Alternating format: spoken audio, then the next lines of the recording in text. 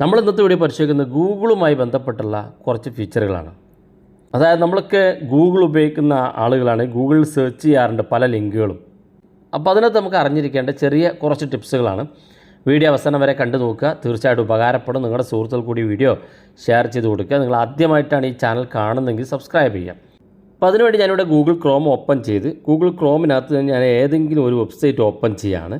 അപ്പോൾ ഞാൻ ഈ ഒരു വെബ്സൈറ്റ് നിങ്ങൾക്ക് ഇവിടെ കാണാൻ സാധിക്കും. വെബ്സൈറ്റ് ഓപ്പൺ ചെയ്ത് കഴിഞ്ഞാൽ വെബ്സൈറ്റിൻ്റെ ഏറ്റവും മുകളിൽ വലതുഭാഗത്ത് 3 ഡോട്ട് കാണും, അത് ക്ലിക്ക് ചെയ്ത് കൊടുക്കുക.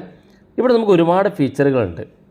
ഇതിനകത്ത് നമ്മൾ സ്ഥിരമായിട്ട് ഓപ്പൺ ചെയ്യുന്നൊരു വെബ്സൈറ്റ് ആണെങ്കിൽ ഈ വെബ്സൈറ്റ് നമുക്ക് നമ്മുടെ സ്ക്രീനിലേക്ക് കൊണ്ടുവരാൻ സാധിക്കും. അങ്ങനെ സ്ക്രീനിൽ വെച്ചുകൊണ്ട് ക്ലിക്ക് ചെയ്താൽ തന്നെ നേരെ ഈ വെബ്സൈറ്റിലേക്ക് എത്താൻ സാധിക്കും. ഞാൻ കാണിച്ചു തരാം. ഇവിടെ താഴെ കാണുന്ന ഭാഗത്ത് ആഡ് ടു ഹോം സ്ക്രീൻ എന്നുള്ള ഓപ്ഷൻ ഉണ്ട്, അത് ക്ലിക്ക് ചെയ്യാം. ക്ലിക്ക് ചെയ്യുമ്പോൾ ഇതുപോലെ ചോദിക്കും ആഡ് ചെയ്യണോ എന്നുള്ളത്. ആഡ് എന്നുള്ള ബട്ടൺ ക്ലിക്ക് ചെയ്ത് കൊടുത്തു കഴിഞ്ഞാൽ നമ്മുടെ ഫോണിലേക്ക് ഈ ഒരു വെബ്സൈറ്റ് ആഡായി.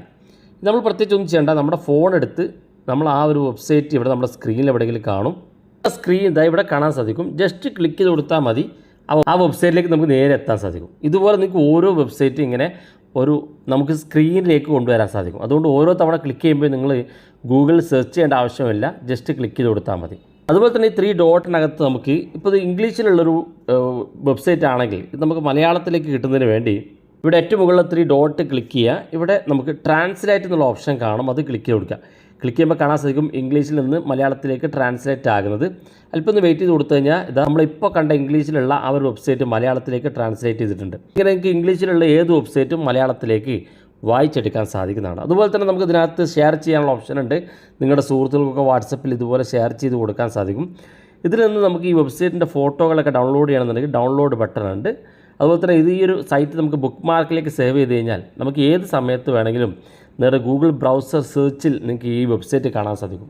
അതുപോലെ തന്നെ ഇതിനകത്തുള്ള ഏറ്റവും ഇമ്പോർട്ടൻ്റ് ആയിട്ടുള്ളൊരു ഫീച്ചറാണ് ഈ വെബ്സൈറ്റ് നമ്മൾ ഓപ്പൺ ചെയ്ത് കഴിഞ്ഞാൽ ഇതിൻ്റെ ഡാറ്റ ക്ലിയർ ചെയ്യണമെന്നുണ്ടെങ്കിൽ, ഇപ്പോൾ ഏതെങ്കിലും വെബ്സൈറ്റ് നമ്മൾ ഓപ്പൺ ചെയ്തു, അതിൻ്റെ ഡാറ്റ ക്ലിയർ ചെയ്യണം, അല്ലെങ്കിൽ ആ ഒരു വെബ്സൈറ്റിൻ്റെ ഹിസ്റ്ററി, ഒരു സെർച്ച് ഹിസ്റ്ററി നമുക്ക് ക്ലിയർ ചെയ്യണമെന്നുണ്ടെങ്കിൽ ഇവിടെ ക്ലിയർ ബ്രൗസിംഗ് ഡാറ്റ എന്നുള്ള ഓപ്ഷൻ കാണും, ക്ലിക്ക് ചെയ്ത് കൊടുക്കുക. ക്ലിക്ക് ചെയ്യുമ്പോൾ തന്നെ ഇവിടെ കാണാൻ സാധിക്കും അവസാനത്തെ 15 മിനിറ്റിനകത്തുള്ള എല്ലാ ഡാറ്റയും നമുക്ക് ക്ലിയർ ചെയ്യണമെന്നുണ്ടെങ്കിൽ താഴെ കാണുന്ന ഭാഗത്ത് ക്ലിയർ ഡാറ്റ കൊടുത്താൽ അവസാനത്തെ 15 മിനിറ്റിലെ ഡാറ്റ മൊത്തത്തിൽ നമുക്ക് ക്ലിയർ ചെയ്ത് കളയാൻ സാധിക്കും. അതുപോലെ തന്നെ ആ വെബ്സൈറ്റ് നമുക്ക് ഡെസ്ക് ടോപ്പിലേക്ക് മാറ്റണമെന്നുണ്ടെങ്കിൽ ഇവിടെ താഴെ കാണുന്ന ഭാഗത്ത് ഡെസ്ക് ടോപ്പ് സൈറ്റ് ഓപ്ഷൻ ഉണ്ട്, അത് ക്ലിക്ക് ചെയ്ത് കൊടുത്തു കഴിഞ്ഞാൽ ആ ഒരു വെബ്സൈറ്റ് നമുക്ക് ഡെസ്ക് ടോപ്പ് സൈറ്റ്സിലേക്ക് മാറ്റാൻ സാധിക്കുകയും ചെയ്യും. വളരെ യൂസ്ഫുള്ളാണ്, നിങ്ങൾ ഉപയോഗിച്ച് നോക്കുക.